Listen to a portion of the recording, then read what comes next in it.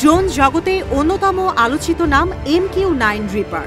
মার্কিন এই unmanned Arial ভেহিকলটি বিশ্বের বিভিন্ন প্রান্তে সংঘাতে রেখে চলেছে নিজের ছাপ। যদিও হুথিদের সামনে একেবারে খেলনার মতো লুটিয়ে পড়ছে জেনারেল অ্যাটমিক্সের ড্রোনটি।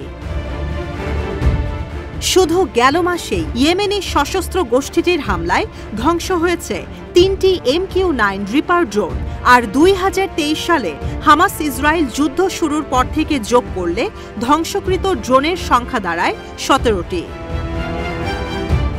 বুলগেরিয়ান military.com এর তথ্য বলছে, অত্যাধুনিক প্রযুক্তি সম্পন্ন প্রতিটি ড্রোনের দাম $3 কোটি, অর্থাৎ শুধু মার্চ মাসেই হুথিদের হামলায় যুক্তরাষ্ট্রের আর্থিক ক্ষতি প্রায় 363 কোটি টাকা, আর 15 মাসে ক্ষতি 6000 কোটি টাকার বেশি, যা ব্যয়ে একটি রণতরী ক্রয় করা সম্ভব।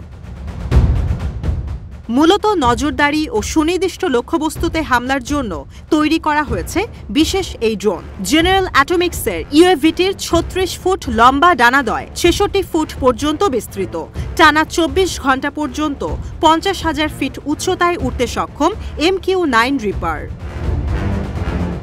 তবে হুথিদের হামলায় ড্রোনটির বেশ কিছু দুর্বলতা উঠে এসেছে। রাডার ফাঁকি দিতে অসমর্থ হবার পাশাপাশি MQ-9 রিপার যোগাযোগের জন্য স্যাটেলাইটের ওপর নির্ভরশীল, ফলে স্যাটেলাইট জ্যাম করা সম্ভব হলে কাগজের খেলনায় পরিণত হয় ড্রোনটি। ধীর গতির সঙ্গে ফ্লাইট প্যাটার্ন অনুমেয় হওয়ায় মার্কিন সামরিক বাহিনীর মাথা ব্যথার কারণ হয়ে দাঁড়িয়েছে MQ-9। তবে হুথিদের হাতে মার্কিন ড্রোন ধ্বংসের খবরে অনেকটাই হতভম্ব হয়ে পড়েছেন বিশ্লেষকরা, কারণ 1990-এর দশক থেকে গৃহযুদ্ধে লিপ্ত ইয়েমেন প্রযুক্তির দিক থেকে পুরো বিশ্ব থেকে অনেকটাই পিছিয়ে।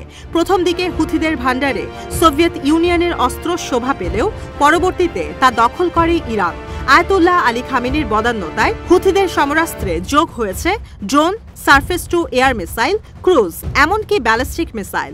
বিশ্লেষকদের ধারণা, পুরনো প্রযুক্তির সঙ্গে স্থানীয় প্রযুক্তির সংমিশ্রণে সমরাঙ্গনে অনন্য উচ্চতায় পৌঁছে গেছে হুথি বিদ্রোহী গোষ্ঠী।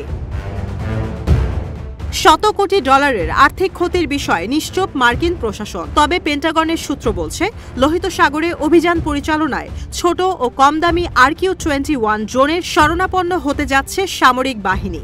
বিকল্প পরিকল্পনা হিসেবে F-16 যুদ্ধবিমান ব্যবহারের প্রস্তাব দেয়া হলেও সেনা হতাহতির ঝুঁকি থেকেই যাচ্ছে।